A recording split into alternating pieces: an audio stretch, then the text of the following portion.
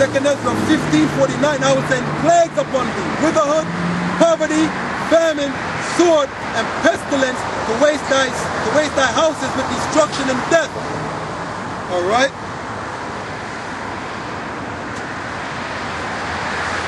Read that now, 2nd Ezra 16:14. Behold, the plagues are sent and shall not return again until they come upon the earth. The fire is kindled and shall not be put out till it consume the foundation of the earth. Like as an arrow is shot of a mighty archer, return not backward, even so the plague that shall be sent upon the earth shall not return again. Understand? And really, plagues are these right here. Not only are they pestilence, death and destruction, but also the sword of the Most High, which are these missiles, these thermonuclear missiles. Because America is going to be destroyed in the Third World Nuclear War. Thus says the Lord. Right? America is going to be destroyed in the Third World Nuclear War. Alright?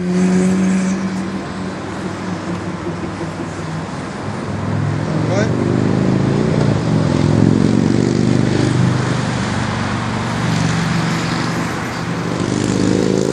Let's jump to verse 22. It says, for many of them that dwell upon the earth shall perish of famine, and the other that escape the hunger shall the sword destroy. Matter of fact, I read in the epilogue again that we're going to have mass murder, right? When there's a dictatorship, when fascism kicks in, and there's a dictatorship, we're going to have mass murder. Let me read that part one more time. It says, when the people continue to rebel and the government continue to suppress, this condition leads to fascism and a dictatorship. There follows mass murder, which is committed in the name of law and order. Right? Mass murder, which is committed in the name of law and order.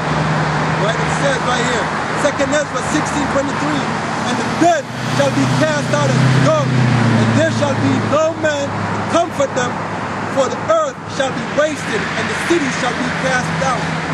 Understand? Earth is going to be utterly wasted, and the cities are going to be cast down. They're going to cast the dead into mass graves, man. That's why they got all them FEMA caskets lined up. Understand? Matter of fact, they tell you that, as I said earlier, on the Georgia Guidestone.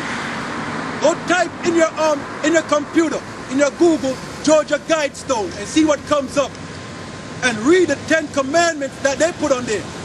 Right? Read Esau's 10 commandments on the Georgia Guidestone. The first one is to maintain the population under 500 million. So 6 billion people got to die. Alright? But it says, the dead shall be cast out as dung, and there shall no man be left to comfort them. For the earth shall be wasted, and the city shall be cast down. There shall no man be left to till the earth or to sow it. The trees shall give fruit, and who shall gather them? The grapes shall ripen, and who shall tread them? For all places shall be desolate of men. Understand? All places are going to be desolate of men. Understand why? A lot of people are going to be put in them FEMA camps. All right? They're going to try to relocate the people. Just as they did in what's that place called? Right? And they had everybody in the Superdome. Right? And they relocate everybody into Texas, to Georgia, all over the place, right? And that's the whole thing. They're going to relocate these people in these cities, man. All right? FEMA's going to come in and relocate everybody and put you in a concentration camp. All right?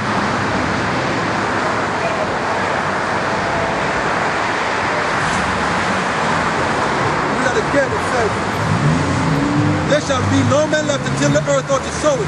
The tree shall give fruit, and who shall gather them? The grapes shall ripen, and who shall tread them? For all places shall be desolate of men, so that one man shall desire to see another and to hear his voice. For of a city there shall be 10 left, and 2 of the field which shall hide themselves in the thick groves and in the clefts of the rocks. So at that point, people are going to run into the mountains. People are going to be hiding into the woods. All right?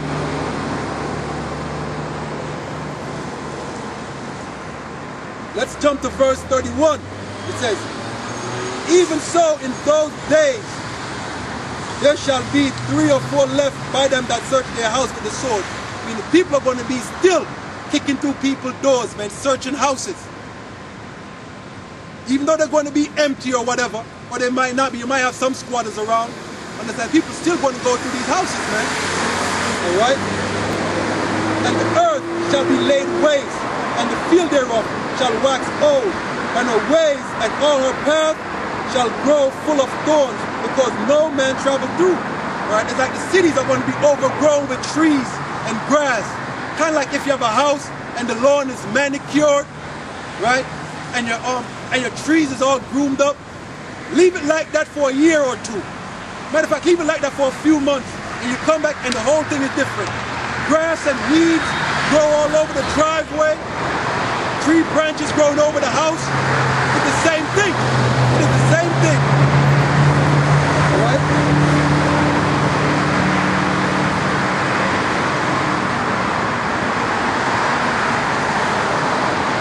It says, verse 33, the virgin shall mourn having no bridegroom. All right? These women are going to mourn having no men. Having no men. And it's going to explain why. The woman shall mourn having no husband. Their daughter shall mourn having no helpers. These women are going to have no men, and it's going to explain why. In the wars shall their bridegrooms be destroyed, and their husbands shall perish of famine. In the wars, in World War III.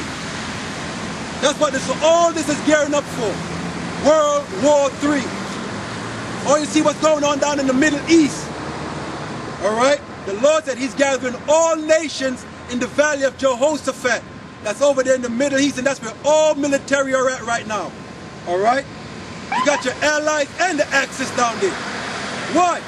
The Most High is gathering them there to start World War III, to jump it off. We're in the midst of that right now. We're in the midst of it right now. All right? Hear now these things and understand them, ye servants of the Lord. Right? We ought to hear these things and understand them. The men of the Lord, the servants of the Lord, will hear this and will understand what's going on. You'll know what time we're living in. We're living in the last days, right? We're living in the destruction that's coming to America. Understand? We're at the beginning of the destruction of America. Understand? Because certain signs was given for us to see and know what time we're in. Let's get that.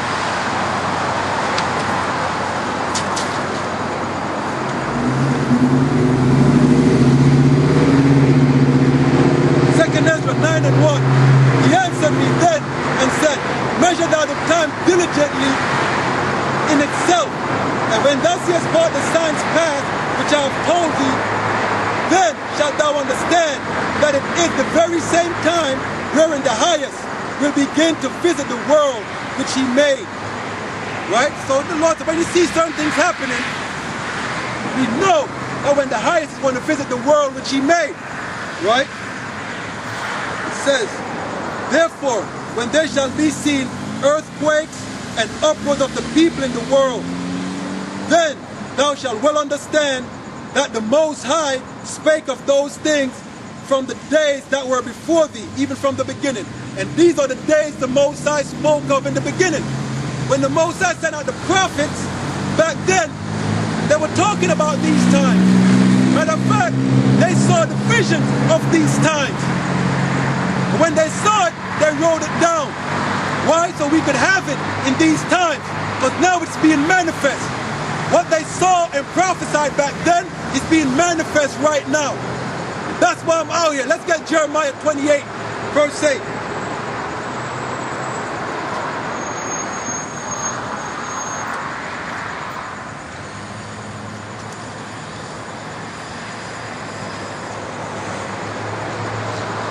Jeremiah 28, verse 8, it says, the prophets that have been before me and before thee of old prophesied both against many countries, against great kingdoms of war and of evil and of pestilence. They said the prophets which have been before me, right, and before thee of old prophesied against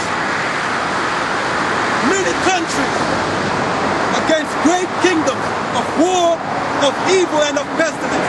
Ain't America a great kingdom right now? It is known as Babylon the Great. Understand? So I'm prophesying against Babylon the Great, which is America, right? And all the other nations, right, of war. But that's what we're coming into, the Third World War. Right? Matter of fact, the Lord is coming back for war and to make war. He's coming to destroy all these nations by war. Right? It says, verse 9, it says, the prophet which prophesy of peace, when the word of the prophet shall come to pass, then the prophet be known that the Lord has truly sent him. Understand? Like any preacher out there who's prophesying of prosperity and of peace. Alright? When you're going to get war, the Most High said he's going to send plagues upon the world, sword, famine, death, and destruction. So when you see that happening, then you will know who's the true servant of the Lord. You'll know who's the true prophet. The Lord ain't coming back peace and love, handing out roses, tiptoeing through the tulips. He's coming back for war and to make war. Understand? He's coming back to war and to make war. So anybody who's preaching peace right now, the Lord didn't send them. Alright? But it says, now Jeremiah 28 and 8 again, it says, prophesies against great kingdoms of war and of evil and of pestilence. And that's what I tell you is going to happen. Right? Be it when they do another false flag attack, be it biological or chemical or nuclear. Right? When that next false flag attack takes place, when the dollar collapse, when your economy collapse, understand, you're going to see the pestilence that's going to take place here. Understand? There's going to be a lot of death, a lot of destruction, a lot of weeping, wailing, and gnashing of teeth coming. Soon. Soon. It ain't that far off. It's going to happen soon, alright? Y'all are going to find out. As I always say, y'all don't believe nothing happened until it hits y'all personally. Y'all don't believe anything is happening until it hits y'all personally. Alright? But y'all are going to find out the hard way. So now is the time to repent and return to the God